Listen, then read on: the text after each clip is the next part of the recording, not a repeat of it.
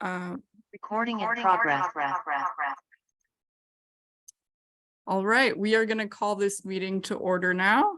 It is July 19th at about 6:08 p.m. And this is a public meeting of the Portland Committee on Community Engaged Policing of the Community Engagement Subcommittee. Next slide, please. And we can go to the next slide. And I'm now going to hand it over to our two facilitators, Afrida and Teresa, to lead us through introductions. Hello, everyone. My name is Afrida Davis, pronouns she, her, and I am one of the facilitators at this meeting. We're just going to go around and do introductions. Can my co-facilitator go first? Then we'll have PCCEP members and any staff members next. Good afternoon, everyone. Teresa Alonso Leon, and I use she, her, ella pronouns. And I'll pass it over to Ashley. Thanks, Teresa. Thanks, Afrida. My name is Ashley Schofield. I use she, her, them pronouns. I am one of the co-chairs of the Community Engagement Subcommittee that you are all attending today. Can you hear me normal? Yay, we can. You're out of the void. Okay. Yay, Tia. I went through all of my apps and turned microphone off. Thanks, everyone. Do you want to introduce yourself? Okay. My name is Tia Palafox. My pronouns are she, her. I'm the co-chairperson at the Community Engagement Subcommittee and member of PCCEP. Thanks, everyone, for your patience. Glad to be here. And am I passing it to Anne? I see you. I'm sorry you don't see me. Hi, everyone. Ann Campbell. I use she, her pronouns. I'm a co-chair of the Settlement and Policy Subcommittee. Nice to join you all tonight. And I'll pass it to, I'm just like, Pastor Weisner.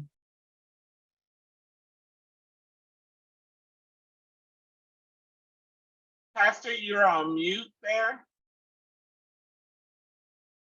Thank you very much. Hello, everyone. I am Pastor Robin Weisner, co-chair of the full committee, as well as the co-chair of the settlement policy. And it's great to be here tonight. I'll pass it over to Leslie. Good evening, everyone. I'm Leslie Martinez. I am a member of PCCEP of this committee, as well as the policy subcommittee.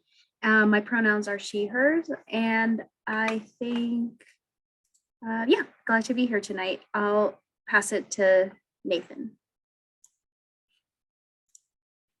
Good evening, everyone. My name is Nathan Castle, he, him pronouns, PCCEP member, but not a member of this subcommittee. Good to see you all here tonight. And who am I passing to? Pass it to Byron. Byron. Byron Vaughn, PCCEP member, subcommittee member of Policy and Settlement Agreement.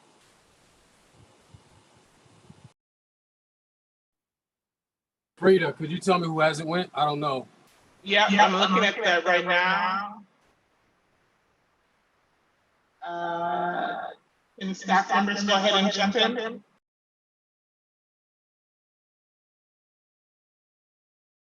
There was a bit of an echo there, but I think Afrida asked for city staff to go. So I will start. I'm Dory Grabinski, PCCEP project manager. Thanks for being here tonight.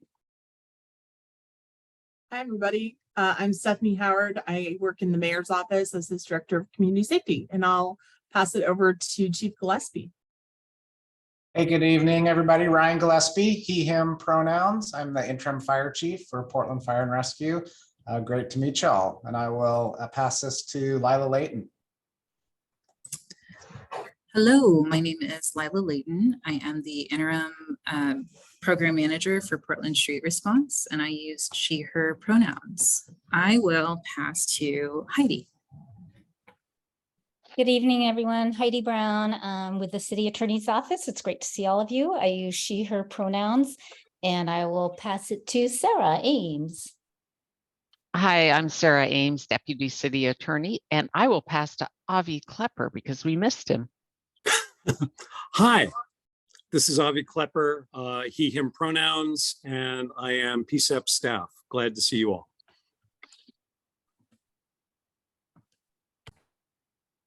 Good evening. I'm Mary Claire Buckley, and I work at the Portland Police Bureau as the Inspector General and do DOJ compliance. Thanks for having me. Hi, I'm Samir Kanal. I'm in the Community Safety Division as Advisory Boards and Commissions Supervisor and Manager. Thank you. Art Nakamura here on behalf of the Police Bureau. And I'll pass it on to whoever's next.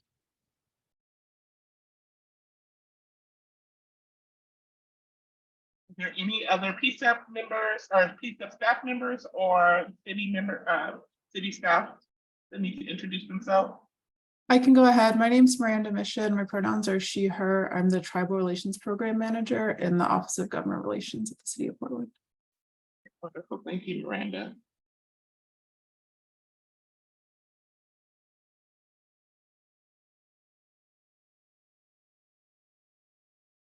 All right, with that, we'll go to community agreements. If we missed your introduction, please go ahead and take a moment and introduce yourself into the chat. Community agreements.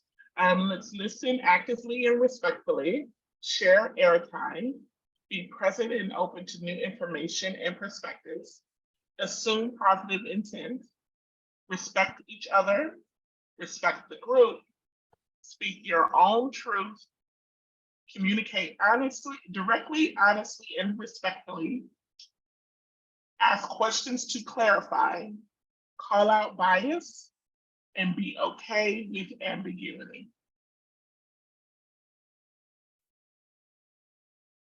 All right, and just a brief overview of the meeting today. We're going to have a community spotlight here in a moment, and then we're going to talk about what's going on with the Portland Street Response, have a 5-minute break, and then we're going to go deeper into that the Portland Street Response discussion, and then we'll have open public comment at 7:55, and with the plan to wrap the meeting at 8 p.m. sharp.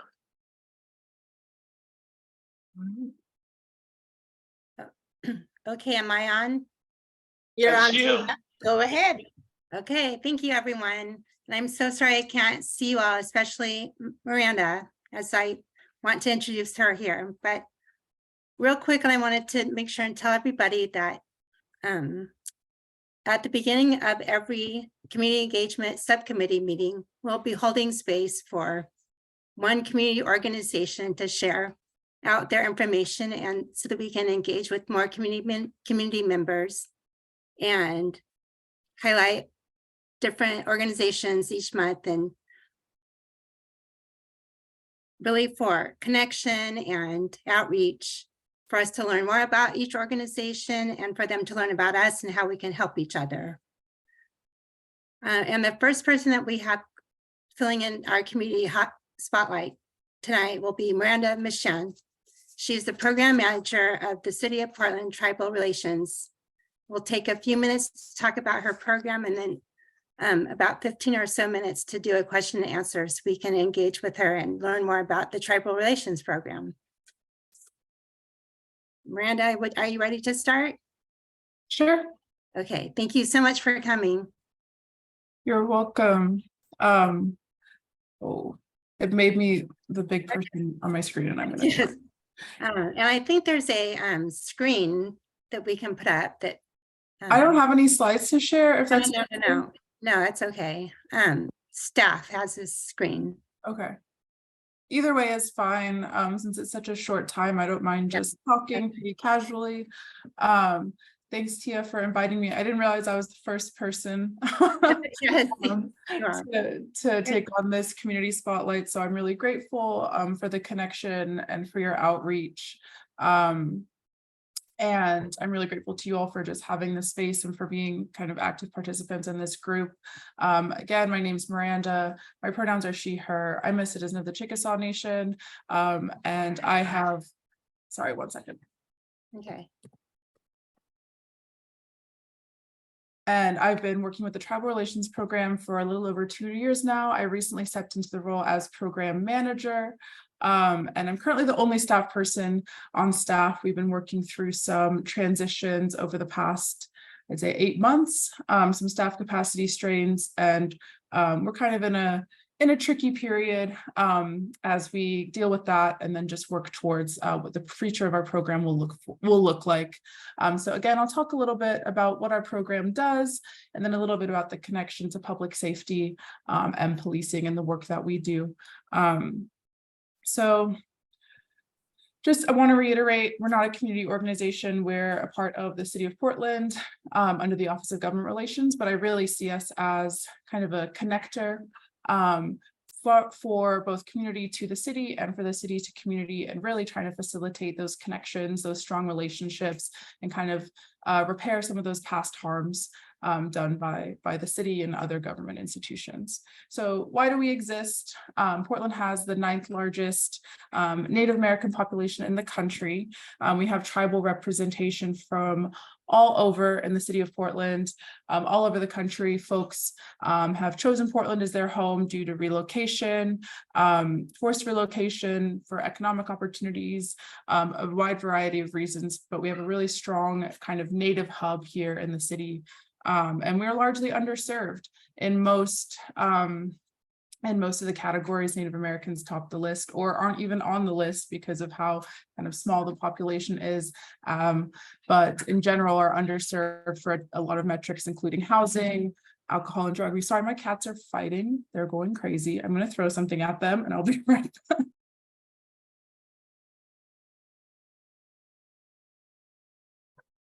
They're super embarrassing. I'm so sorry. It's like freaky hour in here. Sorry about that. You're fine. So our program overview, we have 3 main service areas. Our clients and our community members that we serve, we have a really interesting range, and we're positioned kind of oddly right now in the Office of Government Relations just based on who we serve, but we really serve both, or we really serve the 3 different areas, and that's internal to the City of Portland, staff, program staff at bureaus. We serve tribes, regional tribes, so tribes that have any historical or treaty connection to the City of Portland, Portland region, and that includes Yakima up in Washington and Nez Perce over in Idaho. So we're not limited by state lines. We really want to honor the history of this place beyond just sort of these colonial boundaries. And we also serve community again, so the Native community in Portland. We try to represent and provide some voice, visibility, and access. Internal to the City of Portland, we work on technical assistance and cultural competency building with bureaus and staff. We provide irregular training opportunities for staff. We work with bureaus to help them with projects where they need to engage tribes, where they need to engage community, and kind of workshop those things with them. Again, we offer support services doing tribal consultation, so assisting bureaus if they have a project that intersects with tribal interests, helping them go about notification, engagement respectfully, and also supporting them in building strong relationships with community, repairing relationships with community, and figuring out the best practices for each bureau to kind of do that community engagement, and ideally have those relationships on their own in the long term that they can rely on, don't have to come through us. I always think about our program as one that hopefully in the future won't exist, so that all bureaus are kind of just doing tribal relations work and that it's foundational to all of the work that the city does. And you don't need a tribal relations program to kind of come in and do that technical assistance. Some of our key projects, we're currently working on a land acknowledgement project that's been going on for almost 3 years now. We're working with the tribes to develop language that's representative of their histories, and that's also tied to action in the City of Portland and the broader region. It's sort of a regional project, but creating some language and guidance around how to use, develop, implement land acknowledgements. They've sort of become this trendy thing now, and our program really wanted to make sure that they were being deployed really intentionally and with some action behind them. We do public art projects. Our most recent public art project was over Native American Heritage Month last year. We had portraits of community members across sort of wheat pasted across the community at different buildings. It was a really cool opportunity for some visibility and representation in our community. Again, we host employee trainings regularly for regional jurisdiction employees. We also host an annual tribal summit, which we haven't hosted in a couple of years, but we're hoping to get back on, where we bring our partner tribes to come talk with city officials about some shared opportunities, policy priorities, and ways that we can kind of strengthen collaboration and repair those past harms. We have liaisons to every bureau, again, to kind of work through that technical assistance piece. And then we also do advocacy around missing and murdered Indigenous people. This is an epidemic that affects primarily women in our community, but really affects all people. Indigenous people are more likely, Indigenous women are more likely to experience domestic violence, sexual violence, or be murdered in their lifetime than other demographics. And I think this is a really interesting potential connection with PCCEP and how we do our advocacy, both with the community and with PPB. So every year we host awareness events in collaboration with community every May during Missing and Murdered Indigenous Peoples Awareness Week. We usually host an in-person event and then a series of virtual events where there's talks and awareness raising and education. And then year round, we're really interested in thinking about how we can strengthen that relationship between PPB and the Native American community here in Portland. I'm currently working with some folks at PPB in their equity office on race data collection and how PPB can better collect race data that reflects our community, so that we can better understand community need on both sides, both perpetrators and victims of violence, in order to address this crisis. Communication across jurisdictions is a huge issue in the missing and murdered Indigenous peoples crisis. There's a huge flaw between tribal governments, federal governments, state governments, local governments, in getting accurate data and communication about this issue and about who is being victimized and who are the perpetrators in this crisis. So that's also something that's a priority in thinking about how we can better strengthen those ties of communication, how we can better train folks at PPB to be responsive to our community. These are all priorities for our program, things that sort of have been both, upfront and then on the back burner just as we kind of transition. And so I'd love to hear from folks if you have other input or questions. I can answer to the best of my ability. Any other things that we should be prioritizing in your view, things that you've heard from your community, and just ways that we can show up better for you or be supportive kind of as you do this work. So I'll wrap it up there and we can have some questions about the program or about the work that we do sort of adjacent to public safety. I'm happy to talk about. Thank you so much, Miranda. Really appreciate your presentation. Tia, I just want to mention that we have a hard stop at 6:30, so we have 4.5 minutes for a Q&A section if you want to lead that. Okay, yes. Go ahead and should we do that now, the Q&A, a short one, and then, because Miranda needs Q&A. Yeah. Go ahead. Let's do that. Okay. We'll do as much as we can. And then I don't see any hands or anything right now. Ashley actually has her hand up. Well, yeah, I just wanted to thank Miranda for your time. Thank you for being kind of our pilot of this standing agenda item. I appreciate your flexibility and your humbleness and all that. It's, I worked with you a little bit in the Metro side, and so it's just really great to see you here, and we're really glad we can give you a little bit of a spotlight. I think just to answer your question about what you could do for us, I think really it's the question about what we can do for you. PCCEP, is a place here to help community connect with the city and the bureau, the police bureau, around policies and programs. And so I think we just, I hope you leave knowing that we are an ally, we're a support, we're a place that you can gather support for initiatives or anything that's kind of going on in the community that could use a forum as the one you're seeing here today, definitely keep us in mind and send your friends here too if they want to be engaged in this conversation. I appreciate that, Ashley. I think definitely something that would be great is and Tia has been sending me a lot of information about meetings, which has been great, but just kind of creating that line of communication from PCCEP to me, which I can then get out to community, and thinking about ways that we can have more Native voices here and really strengthen that group's presence. I know that our community is always working on something, burnt out, that's a huge issue that we see in order to get folks to participate in these volunteer opportunities. And I know that's not just our community, but the more that I can get the word out and encourage folks to come, because I know that folks have opinions about these issues, I think that would be great. That's one thing I can definitely do. Great, thank you, Miranda. Tia, we have Pastor Weisner who had his hand up also. Yes, go ahead. Pastor Weisner, you're on mute. Maybe he took his hand down. Maybe his question was answered. Actually, I did not have my hand up. I'm trying to work this phone. Sorry, guys. I'm trying to figure this phone out here. I see. Okay, I thought I saw it, and yeah, probably was technical difficulties.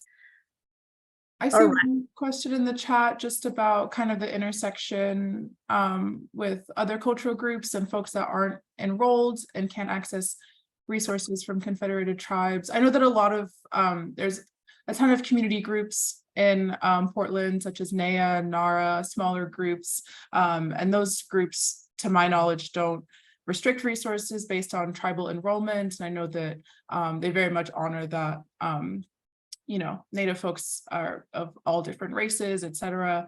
And work really hard to provide those resources. So definitely want to honor that question. Thank you so much, Miranda. Really appreciate you coming on and sharing the work that you're doing, the ongoing work that needs to happen, and the community building that you're trying to do with PCCEP. Thank you so much. I'll go ahead and transition over to the PCCEP engagement with Portland Street Response. Ashley, you're speaking on this, correct? I think that's the plan. Yeah. Okay, you're on. Well, I'm going to help start it, but I hope, definitely want to, this is a space for PCCEP members to all chime in. So let's see. So as you know, on our agenda today, we wanted to bring up the topic of the Portland Street Response, also known as PSR. It's come up in other meetings that we've been in. It came up in our steering committee about a month ago. It's come up sort of in our retreat through PCCEP. It's come up in conversations that I know members have had out in the community. And so we wanted to lend a space for this conversation to within PCCEP to honor the community input that we've heard around it in regards to alternative policing, how we how we are upholding and helping the settlement agreement with engaging, collaborating with the Portland Police Bureau and the mayor, the commissioner on connecting policies and programs related to policing in the community. So tonight, I think what we're hoping to do is really just open the conversation about where PCCEP could possibly lend some more space to this conversation. I think also what's really great today is that we've got some community members here, but we also have folks from the city. We've got Ryan Glipsy and we've got Stephanie and we've got Leah, and I think it's just really great. So I wanted to kind of acknowledge that and say thank you for taking the time to be here. We weren't, as PCCEP, we're not at a place to we weren't trying to invite anybody to have any kind of panel. We really just wanted to kind of have a raw conversation tonight about in relations to alternative policing, mental health crisis, and kind of the what we've heard from the community around that. And so so we have this little description up here of what Portland Street Response is.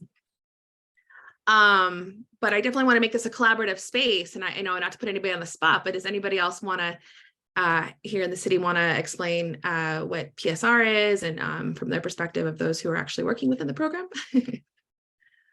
I can start, Ashley. I'd be happy to do that. And I see, as it Byron has a hand up, perhaps. I want to make sure. Oh, sure. Yep. Yep. Thank you for noticing that. Byron, did you have any comment yet or? No, I want the presentation people or the present people who are going to speak. I had a comment later, but please let everybody that's supposed to speak first. Thank you. Yeah. Great. Well, thank you. So again, my name is Ryan Gillespie. I'm the interim fire chief for Portland Fire and Rescue. Just a little bit of history about myself and my history with Portland Street Response. So I've been with the Bureau 25 years. In early 2019, I was also assigned as the interim fire chief under Commissioner Joanne Hardesty. And so I was able to see Portland Street Response really from the genesis. And I had met Kaya Sand a couple of years prior to that to even just talk about the concept of this. I would say that on the slide here, the description you have is absolutely accurate. The key part there is that Portland Street Response is dispatched through the 911 system. Everything else on there is entirely accurate. So I'll be really kind of just a brief history here again. Portland Street Response grew extremely rapidly. We were fortunate to have Portland State University conduct evaluations of the program throughout.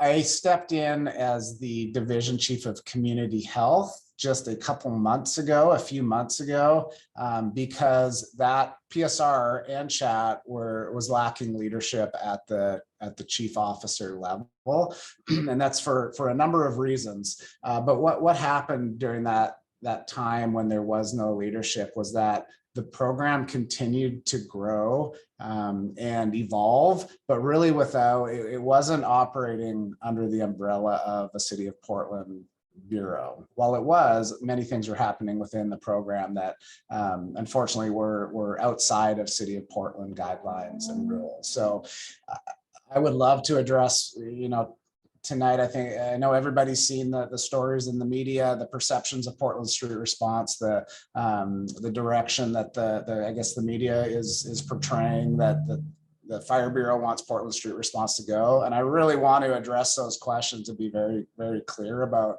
what our goal is with Portland Street Response. I will say, I'll just close here quickly before I pass this over to Lila for a quick introduction. I absolutely, as the chief of Portland Fire and Rescue, want Portland Street Response to succeed. We need to be very clear with what the mission of the program is, not only internally to our folks that work here, but externally to the community. So there is a very clear understanding of what Portland Street Response does, what it doesn't do, and how we go about the work doing that.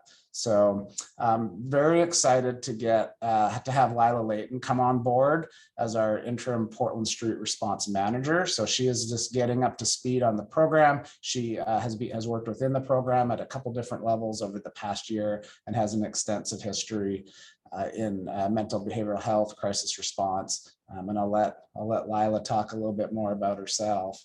And then would just love to open it up for any questions. Yeah, thank you for the background, history, and little introduction. My name is Lila Layton. I am the interim program manager. I'm new to this role as of last week, but not new to the program. I started as a mental health crisis responder and also worked as a community health clinical supervisor. I'm really excited for the opportunity to be here to engage in this conversation with you all.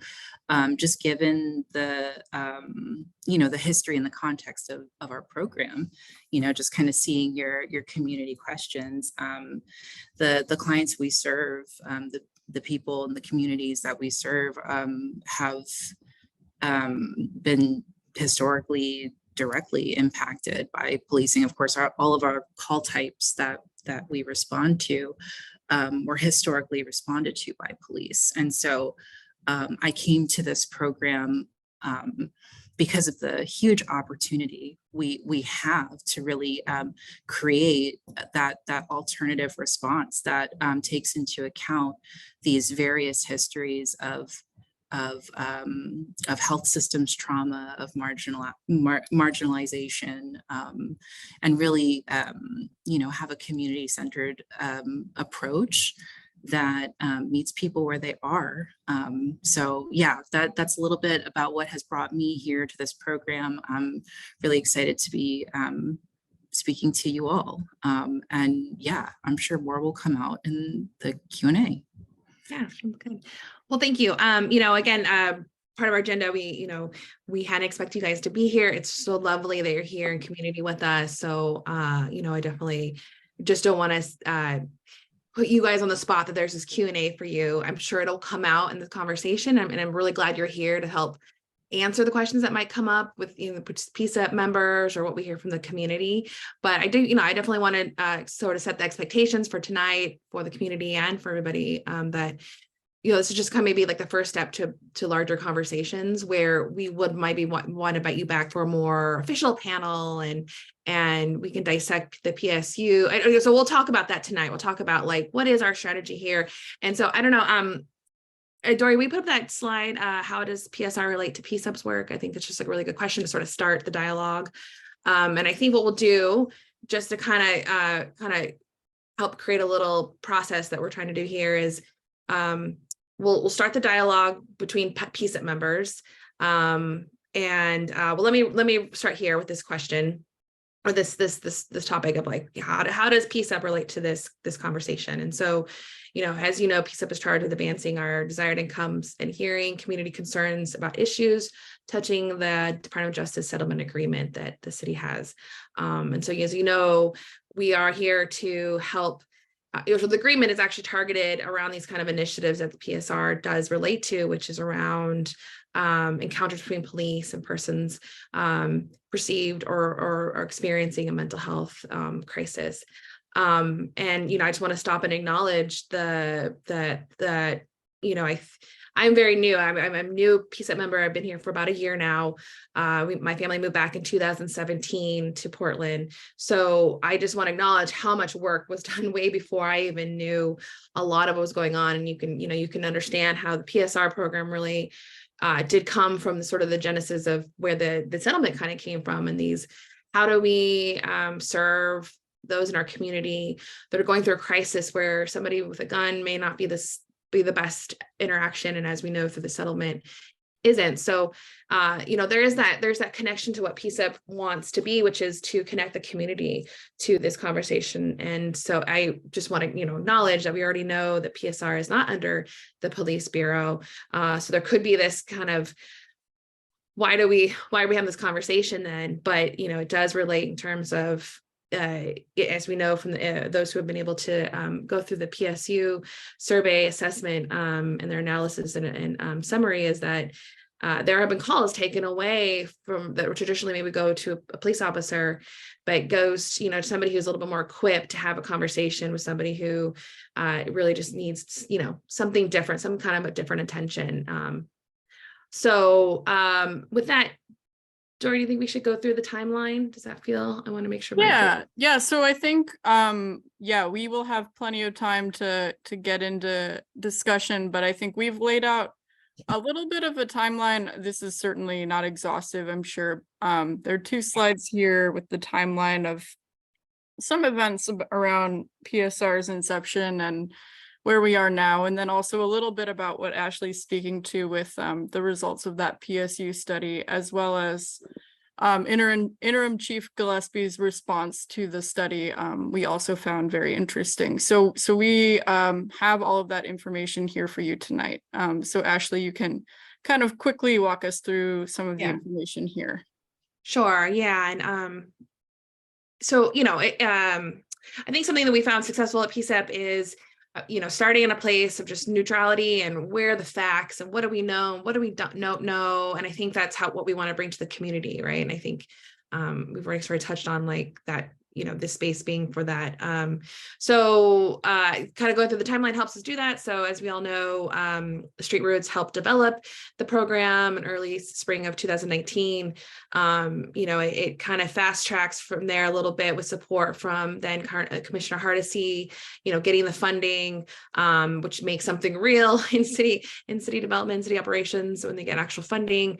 And then this conversation does relate to what was going on in our city in summer of 2020, and the conversation around redirecting money towards, more alternatives, more alternatives to policing. So as we know, there was money directed to PSR then, which gave it more of a footing, did their pilot and started officially in February 2021. And then after a year was able to expand citywide.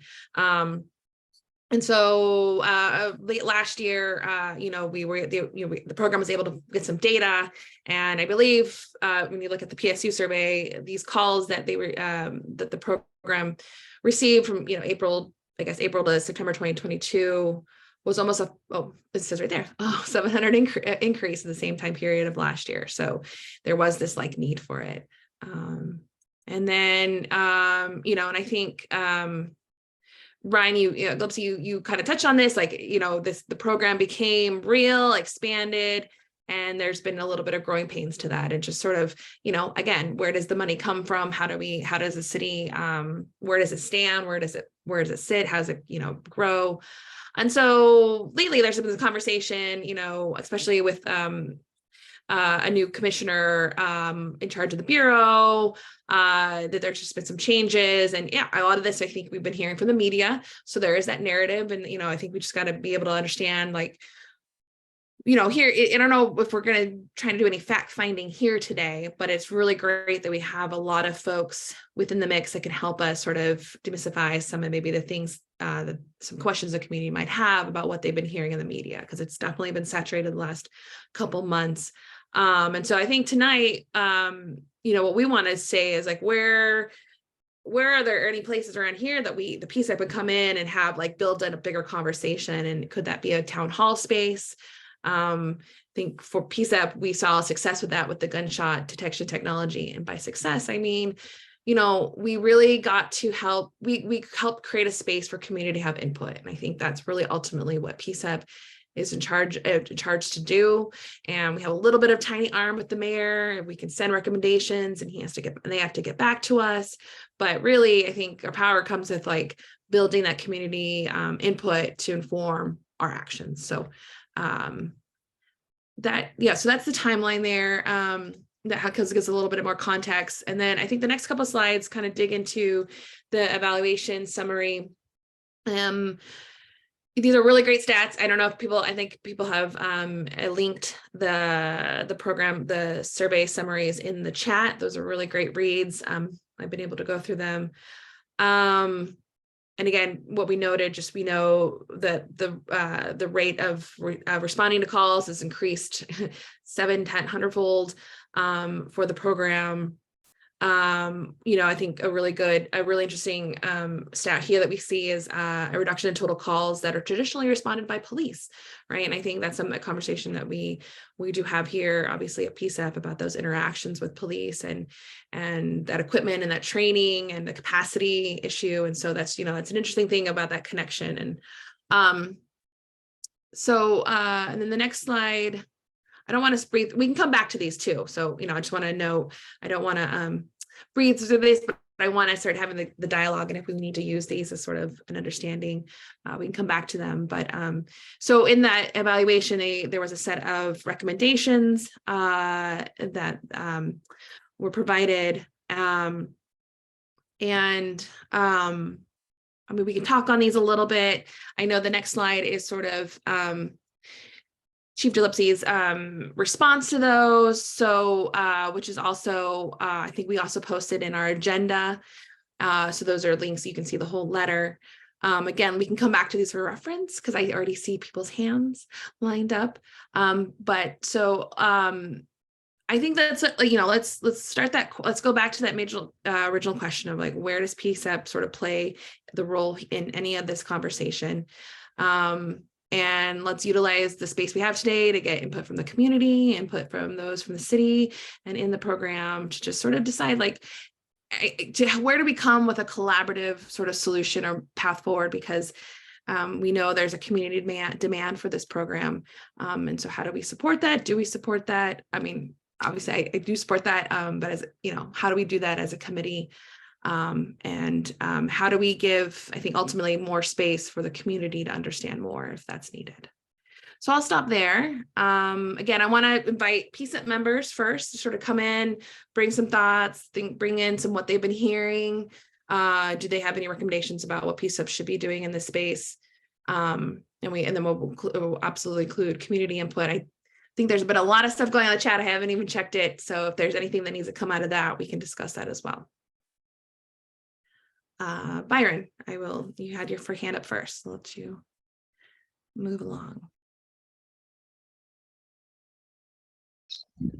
I had a question for you, Ashley. Is this the space to bring somebody in for Ryan Gillespie and his staff to speak on for us to persuade these people to keep Portland Street Response? Byron, I can speak to that. I think what I heard Interim Chief Gillespie say was, I think there are a lot of areas of agreement. And so I think what we're trying to do in this meeting is sort of understand the challenges and sort of just like lay the groundwork for PCCEP about like what the challenges are and maybe the different viewpoints or like points of disagreement or what the situation is.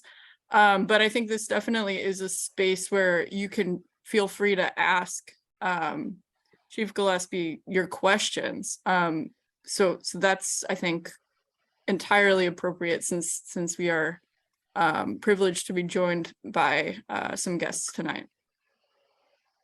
Okay, thank you for that, Dory. And my question was to Chief Ryan Gillespie, intern. I'm sorry if I pronounced it. Who would you like to be in front of? I guess if that's already been answered through Dory's question, and how could we have how could we help? Because I believe Portland Street Response needs to be fully funded for eternity in a sense, because as I am here at this meeting as a community member, I'm not representing anything. I've seen a person in the streets, pants down, just trying to put himself on fire, anything on fire, and police was called. The police showed up. They called somebody else. It wasn't Portland Street Response, and pretty much they just told him to move on down the street. And as he was moving down the street, he was almost got hit multiple times in the middle of the streets. So, as a community member, if anybody is on this call, I highly suggest this shouldn't even be a subject of discussion of even having this on paper saying that we're going to get rid of this or we're even thinking about getting rid of this. This is just me as a community speaking, and I support your work and I support everything that you do. And if I can be any help, and if this community engagement subcommittee can do anything to get you in front of some people that can totally just, let's go ahead and move forward with Portland Street Response and quit going through the motions. Hopefully we can do that here for you, Mr. Gillespie, and that's all I had to say. Thank you, Byron. I really appreciate that. Yeah, and I'll say it again. My goal as the chief for Portland Fire is to help Portland Street Response thrive. We want this program to grow. We want it to serve its initial purpose that it was first built for, and we want to evolve as well as the city changes. I am 100% supportive of Portland Street Response. If you did get a chance to read my response to the Portland State evaluation, none of those issues in there are insurmountable, but they are all going to take a lot of work to get done. And so that is really what we're focused on internally now, is to address those concerns and issues, to put Portland Street Response in a place that it will be able to thrive and succeed. So that is our focus now, is to address those issues that I identified. Thank you, Byron. Yes. Yeah. And I guess I'll just say, just to add on, and this might bring some more questions, but really two of the big issues that we're facing is sustainable funding, right? To build a program and have sustainable funding for it. We are working towards that. There was a narrative that the funding for Portland Street Response was cut this fiscal year. It was because of the way that the budget was allocated. There was 2 years of ARPA funding that was allocated last fiscal year and then was rolled over into this fiscal year. So while on paper it looked like there was less money allocated to Portland Street Response for 23-24, it was with a minor difference in there. It was about the same amount of money as it was last year. And so one of our goals, and more than 50% of the funding for Portland Street Response is one-time funding. So a goal that we're working towards is to have sustainable ongoing funding for Portland Street Response. And the other big one is to build out the structure, build out the policies, have clear goals, clear deliverables, benchmarks for Portland Street Response to work towards and meet. And that's where with Lila coming in as the subject matter expert, doing the work on the street, seeing the difference that Portland Street Response can make, we're gonna build it. We are gonna build it, and the program is gonna get nothing but better. But we do need some time to do that. It's just going to take some time and some work to do that, but that is our 100%. That is our goal. Awesome. Thank you so much. That was great. Hey, Anne, how about you? Thank you all for coming tonight. Really appreciate you being here. Ryan, I'm wondering, you said there's some internal things that need to be addressed first. And I just want to, before you answer, I just want to say that this program, in my mind, serves a really important part of our community, our marginalized people with mental health issues. And we at PCCEP, unfortunately, no longer have a mental health subcommittee.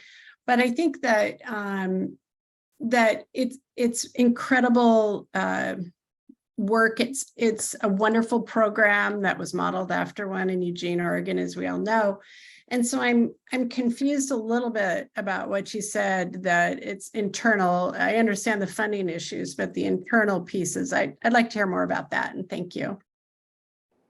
Yeah, sure. Thanks, Anne. I'll give maybe just a couple of examples here of internal issues that we need to address. So as a City of Portland program within a bureau, we are obligated to follow City of Portland rules. So within the City of Portland, there are very strict guidelines on purchasing and procurement of items that we have to follow.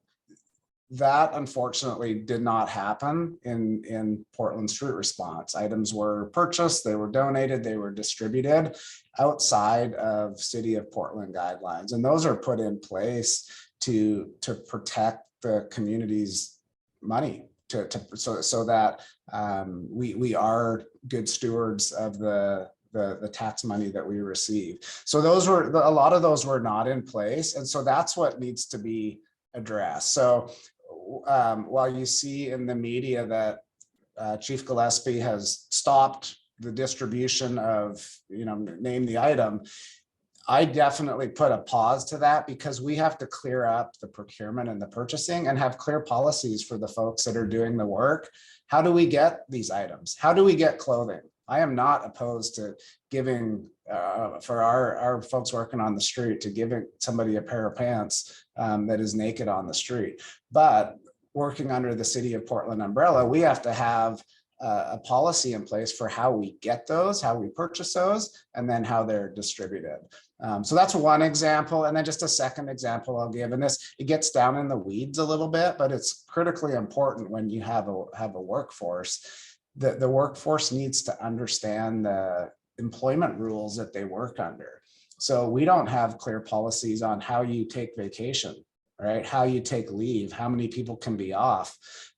We have within Portland Street Response, we have employees that are, one group is now represented by ProTech. We have another group that is bargaining through PFFA. And so they fall under different employment rules through their contracts. And so we have to make sure that there's a clear understanding at our supervisor level, at our manager level, so that we can give clear guidance to the employees that are doing the work. So that's just a couple examples of internal concerns that I have that we have to work through and put that structure in place. So does that answer, Anne? Does that help address that? Yeah, Thank you. Sure. saw a nod, so yeah. That was really good info. Thank you. Pastor Weisner, how about you?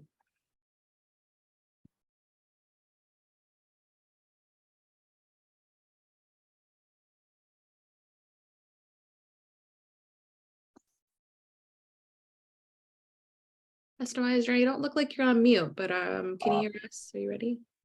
Can you hear me? Yep, here we go. Can you hear me? Yes, we can hear you. Yes.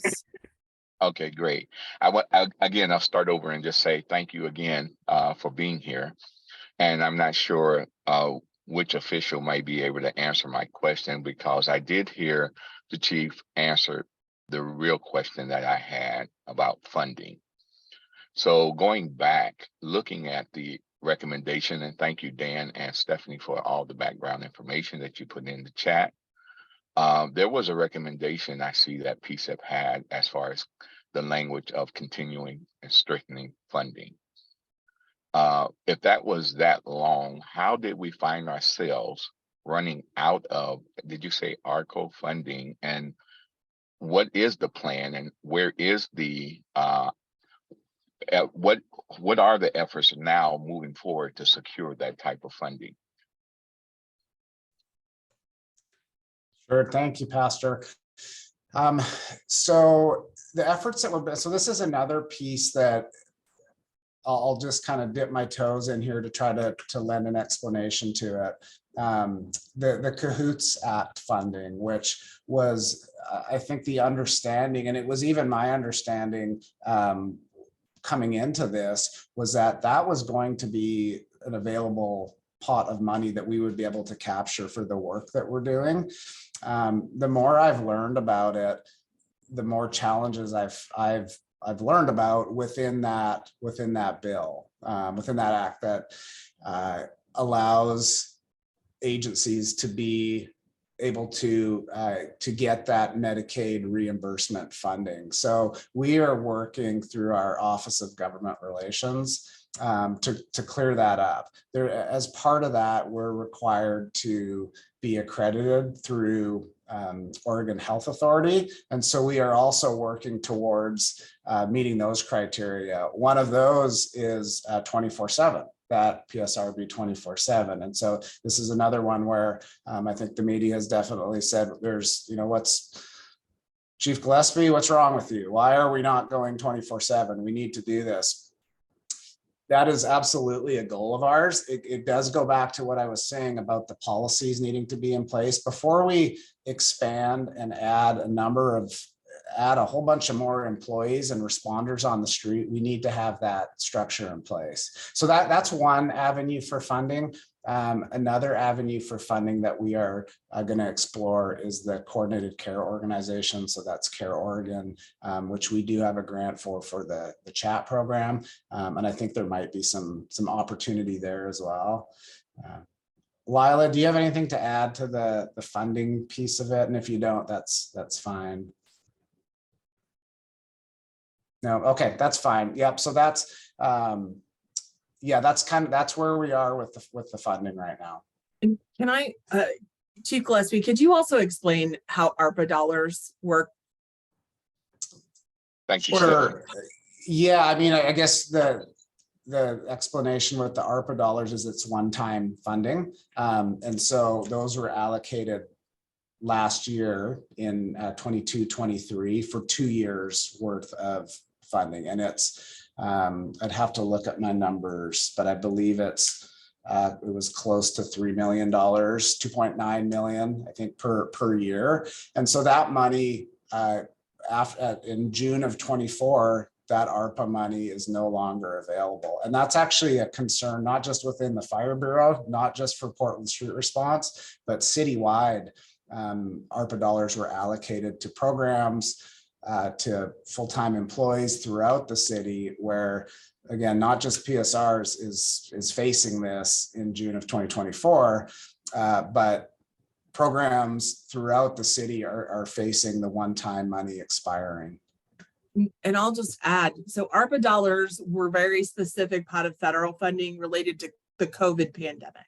American Rescue Protection Act, I don't remember exactly, but those dollars were for the period of time during COVID to help local governments continue to fund programs and find uses that could help them navigate through the pandemic. And so those funds are ending for everyone.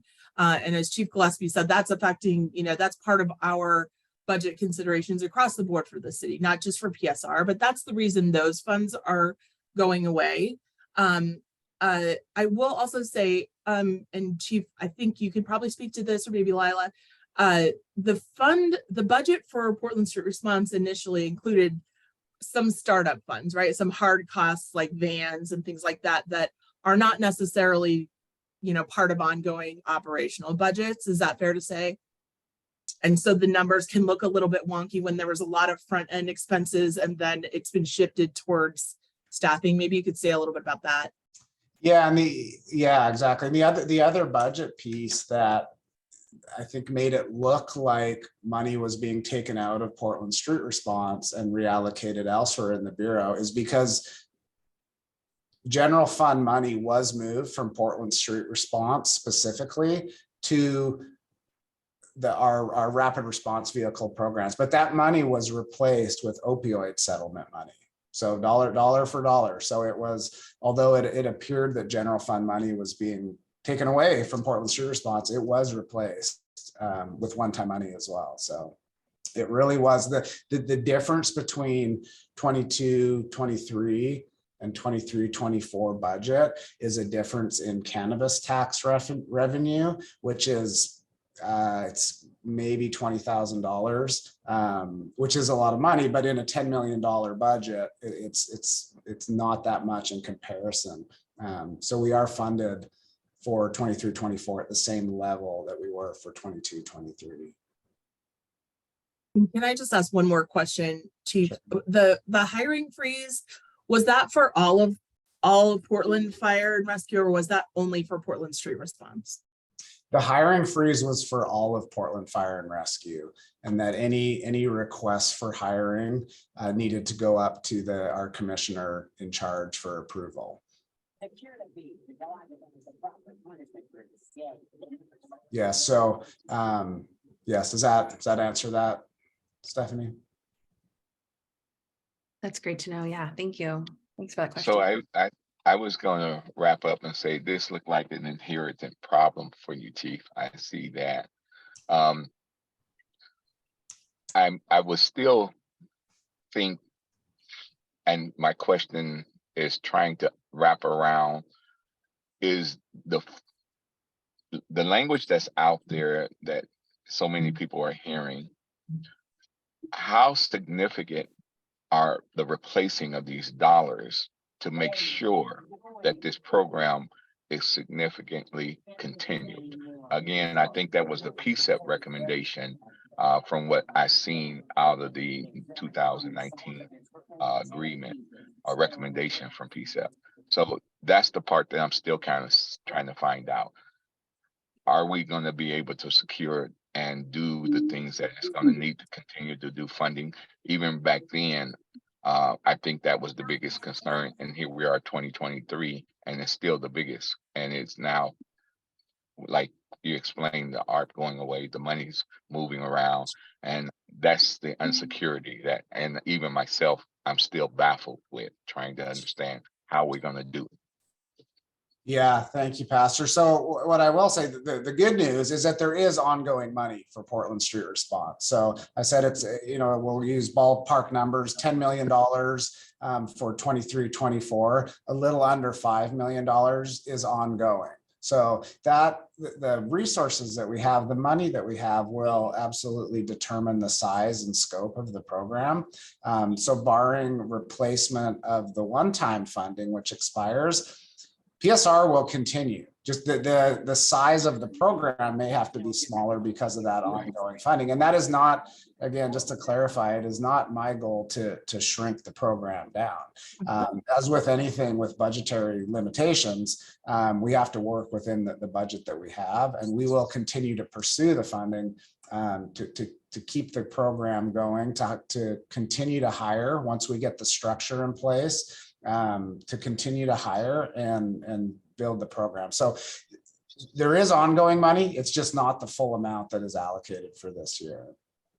So is that language I just heard shrinking possibly, because it just make business sense of where what you have is what you can spend? Is the need bigger that you're seeing from the time that it's been existing, and it's going to need more people, more support of what it is as the dollar shrinks?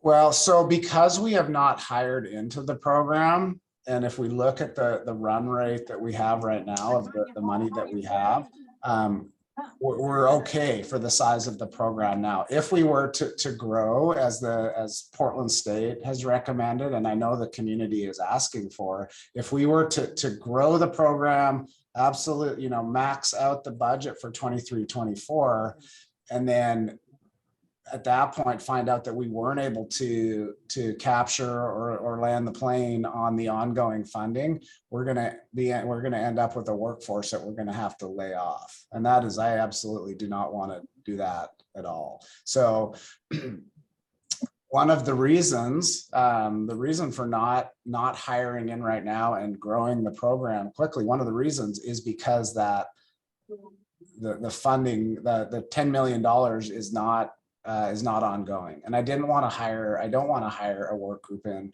only to turn around and then have to lay them off.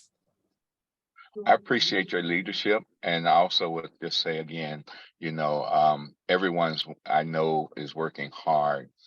My tears are for those families that have to not have that. So I know this work is not easy. But again, the reason I think that we're here, I heard Byron say, and then Ashley say, we would like to do what we can in recommendations to support and make the efforts where these families in our city needs if the program is successful as the data is reporting, to continue it. And thank you again. And I'm sorry if I took too much time. Thank you, Pastor. I appreciate your questions. Yeah, thank you for those questions, and thank you for that dialogue. Tia, how about you?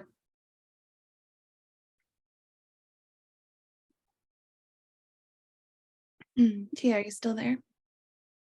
Yeah, as you come on, I just want to make a comment. There you go. I just want to make a quick comment. We want to make sure that we keep our questions distinct. There are many questions that are in the chat, and there are many folks with their hands raised. And so you want to make sure that we're able to move through the discussion more efficiently and make sure folks' voices are heard. So please keep our questions distinct if possible, please.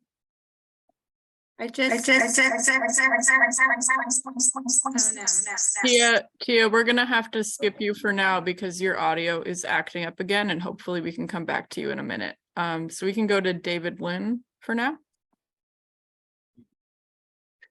Wait, I had a question. Sorry, not to cut you off, David. Just I wanted to honor PCCEP, a little bit of comments, but David, please keep your hand up. We'll go right to you. I just, wanted to kind of break in and ask kind of a question I know that's been lingering out there. I have some friends at the PSR, and just, I think there is this sort of understory going on about the culture differences between, maybe PSR staff and those who are in the traditional fire department pathway, I guess. And I don't know, I just didn't know if you guys had any thoughts on that, because I think that is a kind of a little bit of a top of mind. And I think it kind of really set a question, I think that's also out there, whether PSR should stay within the Fire and Rescue Services Department. And I know that's a really big question, but I know it's kind of top of mind, and I wanted to ask it as a PCCEP member. Yes, that's a great question. I'm gonna hit that quickly, and then I'm gonna ask Lila to maybe provide some input too from working within the program. As far as cultural issues, one of the challenges, and when we talk about, should PSR go somewhere else, right? That is the question. That is a recommendation in Dr. Townley's report as a consideration. The issues that we're working through right now, and I gave a couple examples of just the structure that needs to be provided. That will be, regardless of where the program sits within the city of Portland, those same guidelines will need to be followed. Portland Street was built out so rapidly, it was almost built under a different type of structure. So while not following those city of Portland rules. So as we hear from the community, as the city is reorganized and restructured, and we look at where programs belong within the new form of government, I do think Portland Street Response, along with every program in the city of Portland, should be part of that conversation. To hear from community, to look internally and see where these programs fit, where the support can be provided.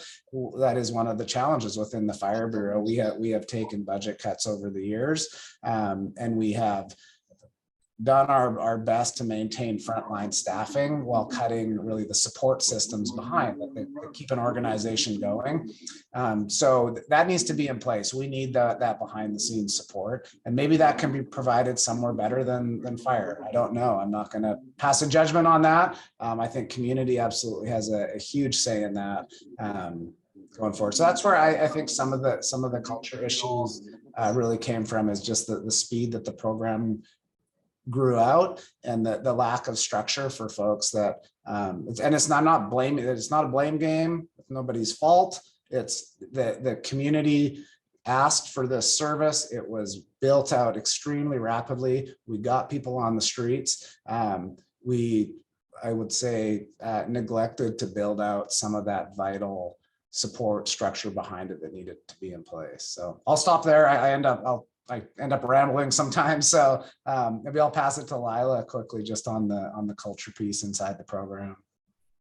If I can interject here quickly, Lila, yes, we definitely want to hear from you. If you can be brief, we're actually entering our break, and so we'll go to break after you, Lila. If you can just keep your comments brief, please. Thank you.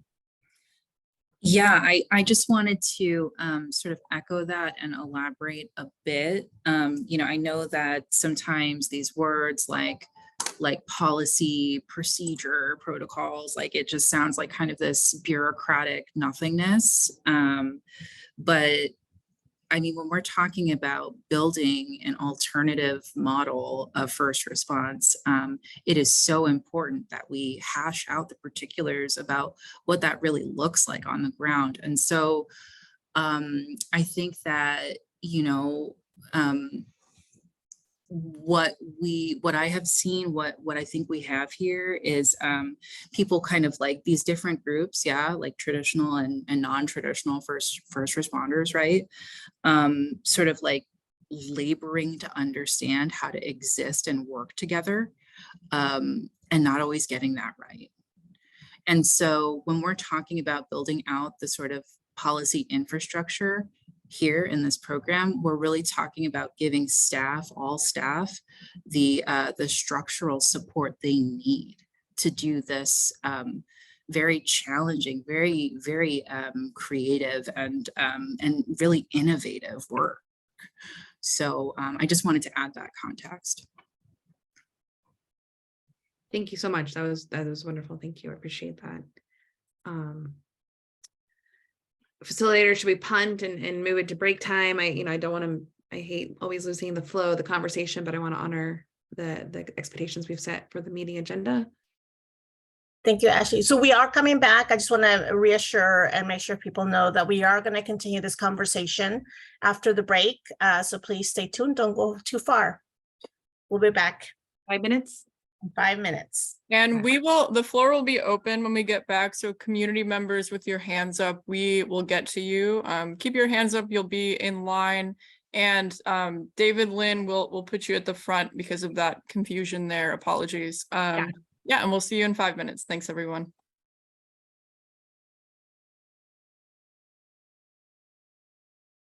To public comment. Tia, definitely still see your hand, but we're going to take a couple of community members' questions right now, and then we'll work you back in there. Hopefully your audio's fixed. And then we're also going to take some questions from the chat. So we'll figure out how to manage all of these pieces. David. Yes, thank you. Can you hear me? Yes. Hello, David Lynn, president of Centennial Community Association. We've certainly been supportive of Portland Street Response and have repeatedly asked for the expansion of Portland Street Response and its funding. I wanted to thank everybody for their time and take advantage of the chief's offer to clear up some misconceptions. I think maybe we danced around it a little. Two misconceptions and then a question. The misconception that we have is that there is a culture problem not in Portland Street Response, but in Portland Fire and Response that is hostile to Portland Street Response, and that is encouraged by the commissioner and by leadership in Portland Street Response. The second one being related is that there is a targeting of Portland Street Response employees who are seen either by the commissioner or by leadership as being insufficiently pro-police. And that has been reported in the media. So I would love for any clearing up of those misconceptions. And then finally, the question is that if funding is not an issue, when can we see the structural problems resolved so that we can, as community members, lobby our city council, and they can't say, we're waiting on them, they're waiting on us, and everybody's waiting for it to die. So if you could answer those directly, please. Thank you. Sure, thanks, David. I'll do my best to hit those, and please let me know if I miss any of it here.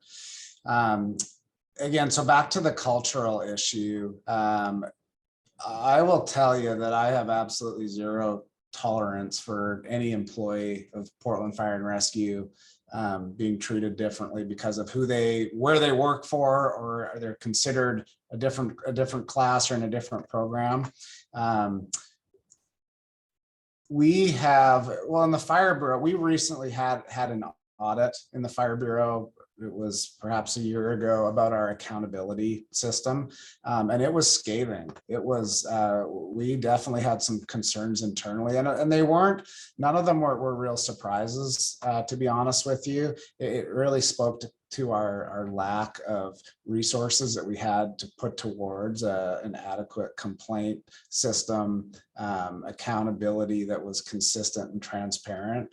So since that audit, we've built out within the Bureau a professional standards office, staffed with 2 people that have been working towards addressing the accountability piece within the Fire Bureau total. So that includes community health, that includes Portland Street Response. I think, I don't know if the culture narrative that Portland Fire has a culture problem.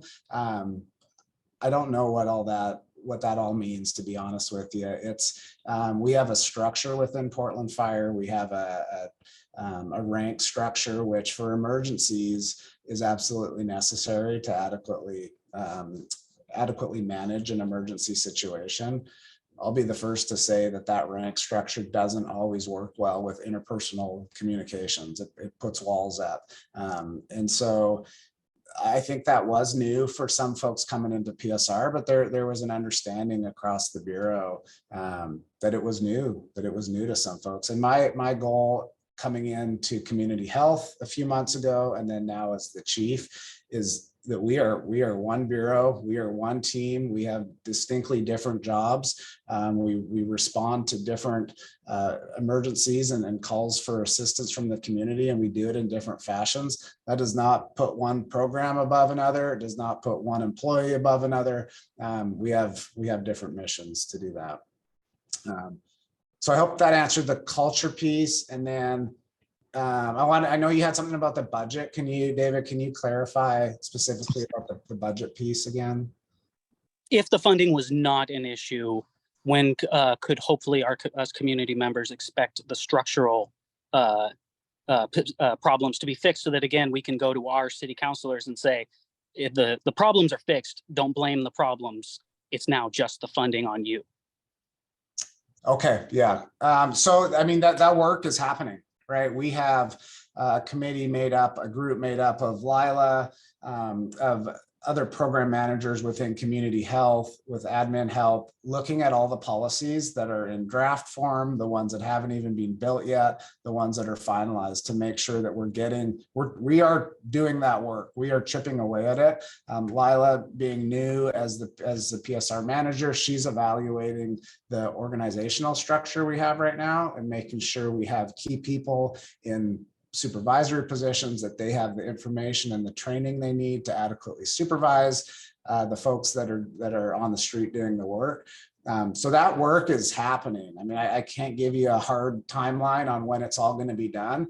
And it probably will never all be done. So it does need to coincide with increasing the services if we have the funding to do that. But that work it's happening. I can't give you a hard timeline on what the end date is of it. There's a lot to be done, but we have some great people working on it. Thank you. All right, thank you there. Next we'll go to AK.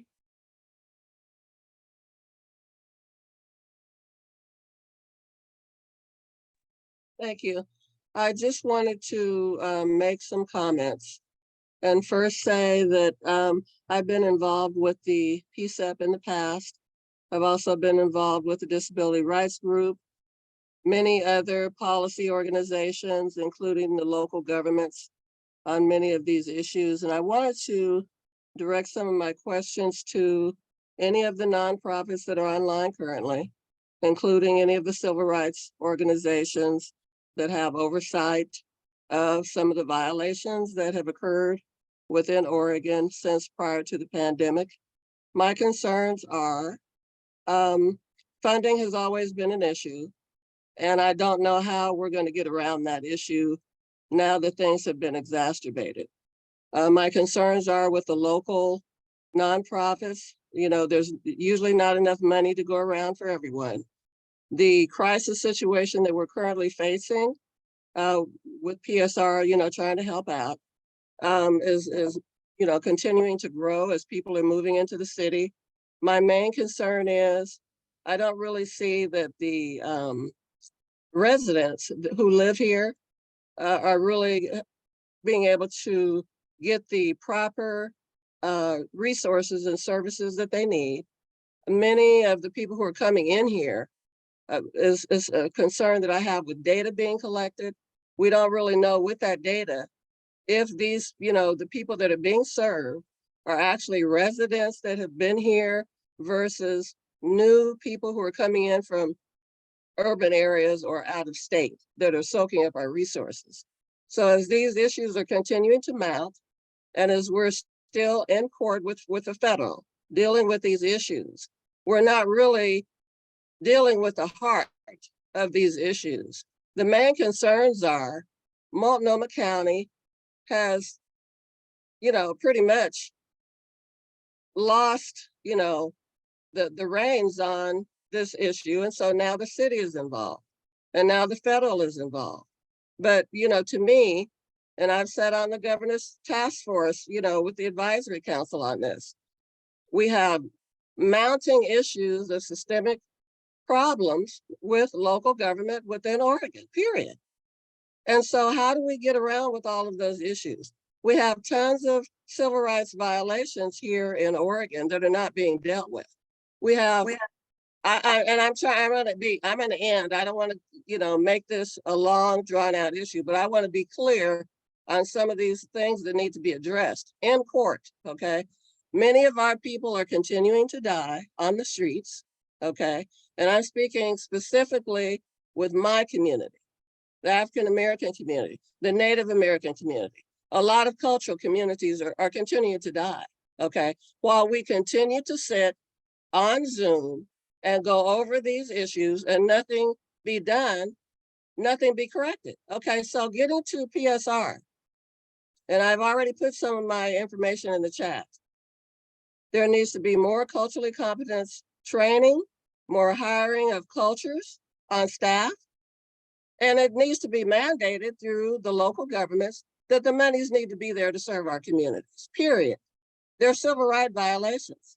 We shouldn't have to continue going on year after year in federal court, dealing with these issues with a settlement agreement, and we're not dealing with the issues. No one wants to take the responsibility. And as far as the local government is concerned, let the community resolve the issues. Let us sit at the table. We have the answers. And it doesn't make sense to have committee after committee and, we just keep beating this issue to death and not really helping people the way they need to be helped. We have best practices, USAMSHA, that we're not following. So I could go on, we have answers. We have answers. And I would like for the civil rights issues to be go ahead resolved, and interrupt. Period. Thank you. Thank you. I want to go ahead and interrupt. Please keep your comments or your questions succinct. Everything you said, AK, was highly valuable, and there's not a limit on the amount of times those things need to be said. And also, this is a short amount of time, and we're needing to make sure folks get their additional questions and their additional comments in as well. Emily? Hi, thank you for having me here. My name is Emily Cooper. I'm the legal director at Disability Rights Oregon, and AK, I'm here for the exact reason why you call us out. Is my organization specifically looks at the intersection between people with disabilities and Portland Street Response, and I can tell you personally how much they've made a difference in my family's life. And so I'm here both in a personal and professional capacity. My two questions, hopefully succinctly. The first is, what is the holdup on finalizing the PSR policy and infrastructure? The information provided tonight, the pilot was in 2019, and according to the collective bargaining agreement in 2021, it said the policy would be done and approved in June of 2022. So it definitely seems a little odd that given how long we've been doing it, that's the number one reason I'm hearing today for the delay. And then the second is, are folks aware that the Department of Justice has issued two pretty damning reports around civil rights violations that the cities of Minneapolis and Louisville? And in particular, they violate those civil rights acts by not creating programs like the Portland Street Response. And so when Gonzalez made the decision to have a hiring freeze only apply to the Portland Street Response and no other part of PF&R, was there a thought about what the city's obligation is to comply with federal civil rights law and why that looks suspicious to only put a freeze on the one entity that will help prevent discrimination against people, community members, and provide them an alternative to the criminalization? And I'll put the You just put yourself on mute, Emily, but it looks like you're going to put something I in put the chat. the documents in the chat. Okay. Sweet. Thank you, Emily. I can address a couple of those. First off, I want to clarify Commissioner Gonzalez hiring freeze was bureau-wide. It was not just for PSR. That was bureau-wide, that any hiring that would happen within would need to go to his office for approval. And there was also spending curtailments bureau-wide because of again, bureau-wide over expenditures. So it was not specific to Portland Street Response, his direction. Going back to the first part of the question of why is it taking so long? Why is it taking so long to build these structures out? I will tell you that your fire bureau, the last few years, has been working around the clock to respond to the community's emergencies. And when we talk about the Fire Bureau as a whole, that's critical medical emergencies, that's the gunshot violence that we're seeing on the street, that is significant structure fires, wildland fires, civil unrest. We respond to that. We have been, I would say, significantly taxed the last few years as a bureau, as have all public safety bureaus, community safety bureaus, as have all healthcare systems have seen this, have been taxed.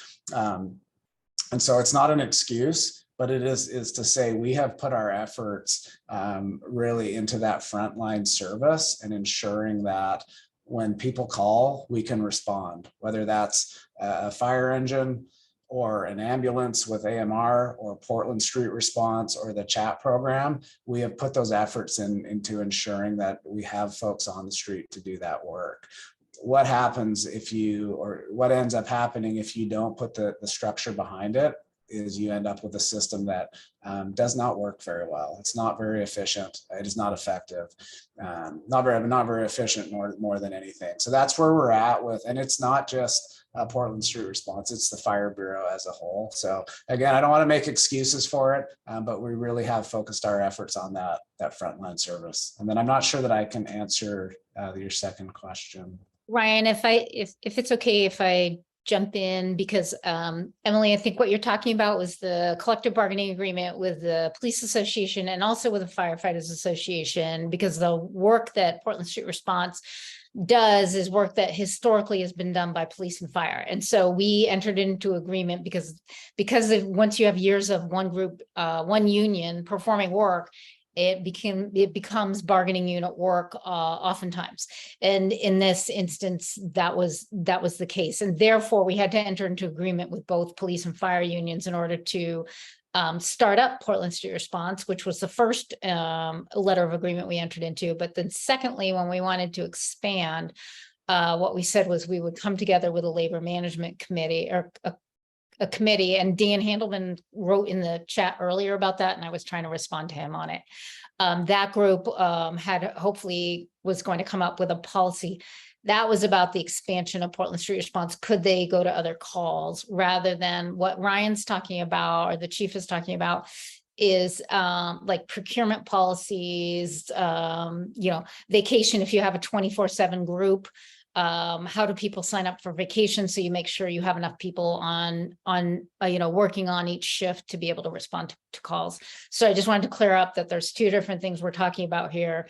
The one you're talking about, that labor management committee is regrouping.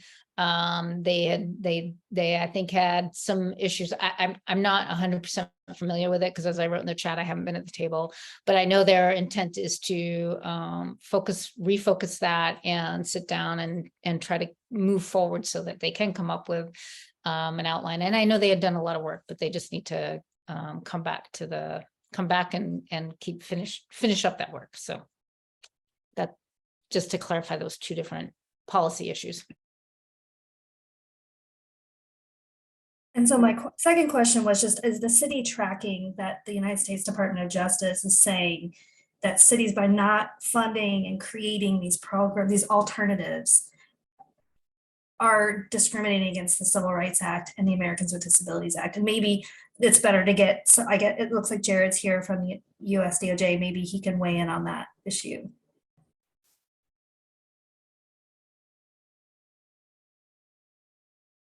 Oh, you went back on mute there, Jared. I'm happy to answer the question, but there are people with their hands up. I don't know how the moderators want to do it. I can't answer a question for, if the city is tracking something. I can't answer the question about how the U.S. Department of Justice has come to the conclusion that there's a pattern or practice of violating the Americans with Disabilities Act in Minneapolis and in Louisville by not having alternate first responders and sending an armed police response to every person in behavioral health crisis, because sometimes that's just not the most appropriate type of response. It denies the benefits of a first responder service to people with behavioral health disabilities, and they have a federal right to receive the same types of benefits, to have the same chance to participate in city programs and to receive the benefit of those programs. And when you talk about first responders as a program, when you think about BOEC, 911 as a service that the city is providing to all of its citizens, sometimes there needs to be some reasonable modifications. And if we're thinking about a police response, a reasonable modification can be train folks in enhanced crisis intervention techniques and to use de-escalation in your words instead of coming at someone with a gun pointed and shouting commands. And sometimes it's sending a qualified mental health professional, to an appropriate low level type of call. So those are, some types of reasonable modifications. Of course, the city always has, jurisdictions have a defense of undue burden or, substantially changing the nature of the program. But, we're pretty confident in the findings that we made in Minneapolis, in Louisville. And if people want to understand how PSR interacts with the settlement agreement we have with Portland, that's a different question. I'd be happy to answer, but I don't want to take more time because I do see Tia and Barb, and I didn't have my hand raised. So thank you, Emily, for raising the point. Thank you, Heidi, for the clarification, and Chief Gillespie, appreciate your clarifications too. Thank you, Jared, for jumping in there and answering that question. We're going to move to Barb, and then we'll touch back with Tia.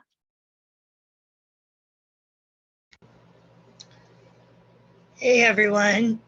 Thank you, everyone that's here, and thank you guys for the Portland Street Response. I'm curious about a whole bunch of things, and I put some questions in the chat. But one of my questions is, how many Portland Street Response staff members are we down since the hiring freeze started? Another is, where does the DOJ stand on this, which I realize is a question for Jared, if you guys have time for him to answer. I'm really curious about if there is an advisory structure that you guys are using. I remember you guys recruiting for an advisory group, but I'm not sure whatever happened with that. And basically, I'm just really curious about a timeline for a plan for PSR. And I realize it's going to take time, but unless there are actual goals and deadlines set, a lot of times things can really drag on. And finally, I just really want to advocate for a strong infrastructure to support the peers and everybody else at PSR for the work that they need to do, because that is very important. Thank you, Barb. Yes, 100% agree. The work that is being done is vitally important. And that is our goal as well, is to support our workforce and ensure they have the tools, the information, the structure that they need. I can answer your question about positions right now. So currently, and this, I might be off by one or two, but I believe we have 55 positions filled out of 76 that are funded through Portland Street Response allocation. So that was the last set of numbers that I had. So again, I could be off a little bit there. Yeah, so I wanted to answer that. I know you had a couple other questions in there, and I'm sorry, I don't recall what they are. So if you wanted to repeat any of those other questions. Yeah, could you just address the comment around the advisory structure? Oh, that's an excellent question. I actually, to be honest with you, I don't know. Lila, do you know anything about the advisory, if we have an advisory structure currently with Portland Street Response? Yeah, so we don't. In stakeholder feedback and community engagement has been a huge part of even the sort of inception of the program, and certainly trying to understand what is most important to the community for us to prioritize as a program. Entering this role very recently, I have sort of understood that at some point we did start to build out the structure of a community advisory committee. But given the priority on first line response, unfortunately, that's just one of the things that sort of was deprioritized. I really value these spaces for community input, so we can make sure that we're delivering the services that the community is asking for. And we just can't do that without your input. And so, yeah, that's a priority of mine to formalize that structure and begin recruitment for that body. Thank you. Tia, how's your audio? Tia, yeah, it's not playing with you tonight. Someone should have the power to mute one of her mics though, right? To help her out. Is there a co-host that can do that? Yes, so we are definitely working on supporting Tia in the background as much as we can. So I also had Nathan. Nathan, did you have a question or comment? Yeah, I guess I'll ask since we're waiting. There's been a lot of media coverage. I think a lot of narratives and things that it sounds like maybe aren't accurate with regards to PSR leadership. But the one question I still have is Chief Gillespie, and thank you for being here, mentioned that you're 100% supportive of PSR. How is the relationship with Commissioner Gonzalez? And would you be comfortable saying that he is also 100% supportive of PSR? Thank you, Nathan. I don't like to speak on behalf of anybody else, to be honest with you. I don't want to put words in people's mouths. I will say that he is supportive, absolutely supportive of my efforts and my goals to pursue funding for the program, to build out the structure for the program and the policies. And so he has supported me with my recommendations to do that. So again, I don't want to put words in anybody's mouth. Yeah, so I guess I'll just stop with that. But yeah, he is supportive of us continuing to build the program. It's quite honestly, the work has to happen. We have to do the work. There's a ton of stuff in the media right now, and it's swirling information with. Some of it is complete, some of it's not complete. For myself as a bureau director, as the fire chief, my job is to get some work done, right? We need to do the work, and there's a lot there. And so that's where my focus is right now. And I'm more than happy to speak to the media at any time to answer questions. And I will tell them the exact same thing I'm telling this group tonight, and be totally honest and transparent of where I feel like we're at, where I feel like we should go. I can't control that media cycle and where it all goes. And again, we're just focusing on doing the work and continuing to build out an incredible program. All right. Thank you, Ryan. So at this time, we're going to move over to public comments. Well, I am sorry, Frida, I didn't mean to cut you off. I just wanted to, before we move over to public comment, which can be about anything, I just sort of wanted to close a tiny loop with PCCEP members about, obviously we don't have time to get into sort of the bigger question of like, where do we go? How do we strategize PCCEP's involvement? I think we heard some really good stuff here. I think we had a chance to really give some, just some information sharing. Again, very grateful for Interim Chief Gillespie and Layla, excuse me, I think I mispronounced it earlier, for just being here. Not that you weren't uninvited, but we weren't there to be like, oh, come and answer questions. So thank you for really taking that on and really being collaborative with us in this space. I just want to really acknowledge that. I think that's that was definitely like a gift for us in this space. And so just for next steps, I think PCCEP, we can probably chat about that via email about what we've heard tonight and what are some next steps. So I just want to kind of close that as which was the initial question of like, what does PCCEP do here? Thank you for jumping in there, Ashley. Yeah. Sorry, Tia. Yeah. Really wanted to hear what you have to say. No. But I'm gonna go ahead and turn it over to Teresa. And Teresa, could you remind us of the point of this public comment space? Yes, thank you. Thank you, Frida. So the open public comment, we want folks to share information from the community. So it's not necessarily part of the conversation we just had. It's shifting into other opportunities, whether you have something you want to share with the public, an event or something that's coming up. So I just wanted to open that opportunity for folks. So raise your hand if you want to share something that that is important to you as far as information, but not necessarily directed at the subject matter that we just discussed, because we are moving on. I see two people. Quick point of clarification. It can be if we didn't get to you or you have a new thought, but it's additionally a space where you can bring in anything else. Thank you, Dory. I appreciate that clarification.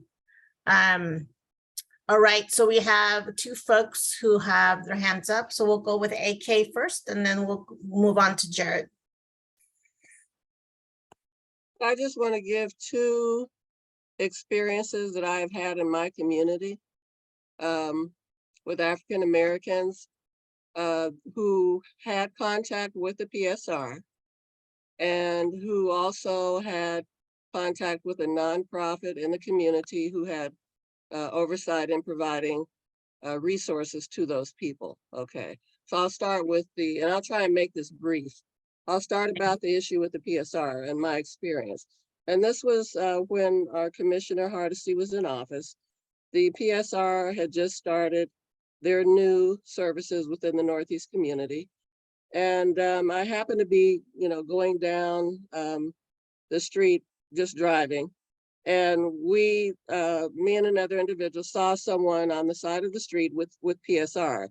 And it sounded like there was a disturbance. The person was removing their clothes, standing on the corner, yelling and shouting. So we pulled over. I wanted to pull over to see what was going on and not have it to be, blown out of proportion. So I pulled over, and me and the other person in the car knew who the person was. So we got out. I didn't know who the person was, but the other person I was with did. So we got out. We stood there and listened as the staff were, communicating with this person who was having a crisis. And I could see that they were not getting very far with the individual. So they were backing off as we were coming forward. And so we were asking them what was going on. They explained to us what was happening, that there was a crisis situation.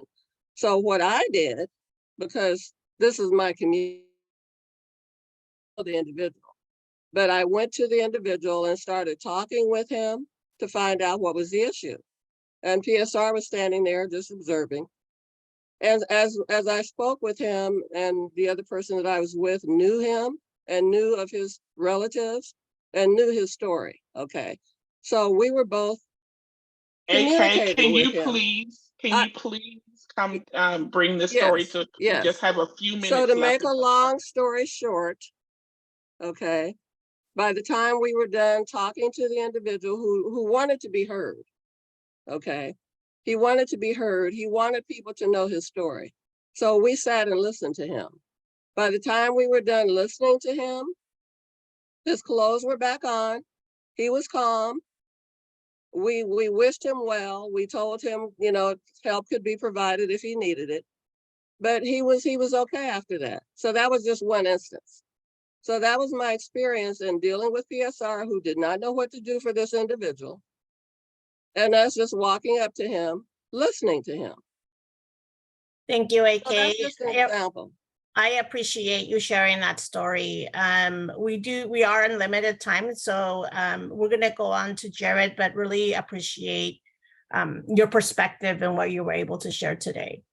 Jared, go ahead. Thank you, Teresa. I wanted to make 3 points. The first is that, I want to echo Emily's comment in the chat that, at least from the Department of Justice perspective, Portland Street Response has been incredibly effective at diverting calls that are low level, low acuity calls away from a police response and handling those calls effectively without resort to use of force, without resort to arrest, getting people the help that they need in a way that is a positive outcome for the community member and for the first responder public safety system as a whole. And so I think the city deserves commendation. I think Chief Gillespie, Commissioner Gonzalez, the city attorney's office, obviously, Robin Burek, and now our new PSR director, all of the men and women who are and other folks who are working there. The results have been incredible, and it really is a model for the country in other cities that are looking at Portland and what they've done with street response. The results are speak for themselves. Second, there is an event coming up on August 14th, all day in the federal courthouse. There will be a status conference where the United States and the city of Portland and some other folks, amicus groups, friends of the court, the union, individuals who are interested in the topics of the settlement agreement will have an opportunity to speak. Is this typical? Judge Simon, who presides over this case between the United States and the city of Portland, has been very interested in street response. I have no doubt that street response will be a topic at the court status conference. The Department of Justice is preparing a status report that we hopefully expect to file in the next week or two, and encourage you, if you want to talk on this issue or related issues, that forum will be available. The third thing I wanted to mention really quickly, Jared, really quickly. Yeah, I want to get to Barb's question about DOJ's position on PSR in this case that we have. The settlement agreement doesn't require Portland Street Response to be created. It does not require street response, but what it does require is for 911 BOEC to increase the capacity and the available options to send non-police response to calls as a first responder, and that includes qualified mental health professionals. So the city has created that. And then secondarily, it requires policies and training and procedures to be in effect to ensure that the city's approach to crisis triage, and that's police, that's fire, that's the chat program, that's PSR presently, those policies have to be adopted, effective, and implemented. And so, street response isn't a requirement of the settlement agreement, but an effective crisis triage program that includes all of those aspects that the city wants to put into it, that is required. And that requires the types of policies that Chief Gillespie was talking about and Emily was talking about. And I look forward to seeing those policies get put into place so that we can have an effective crisis triage. Thank you for the grace and the extra time. Thank you, Jared. Appreciate that. So in closing, right before we end the meeting, I just want to share a few dates. Jared mentioned one of them on August 14th, the status conference hearing. July 26th, the PCCEP full committee meetings happening. On the 2nd of August, we have a settlement and policy subcommittee meeting. It'll be at town hall. And then the last thing is on 8/16, we'll have a full committee meeting with Mayor Wheeler. So hopefully you all can join us for those upcoming meetings. So I want to thank you all again for participating and joining this meeting. Thank you to the subcommittee community engagement. You did a great job, great facilitating. Thank you all again and have a great rest of the day. Thank you. Thank you to our facilitators as always. Thanks, everyone. Thank you, everyone. Thank you. Have a great evening, everyone. Thanks again. Thanks, Good to see David. you. Great job, Ashley. As always, you and Tia. And Yeah. we put the, I wanted to mention this before ending the meeting, but I'll just say it now. We put the PCCEP application in the chat. We are recruiting for several new members, so please take a look at that if you're interested. Have a great night, everybody. Thank you. Lori, for your help again. Thank you, Chief and the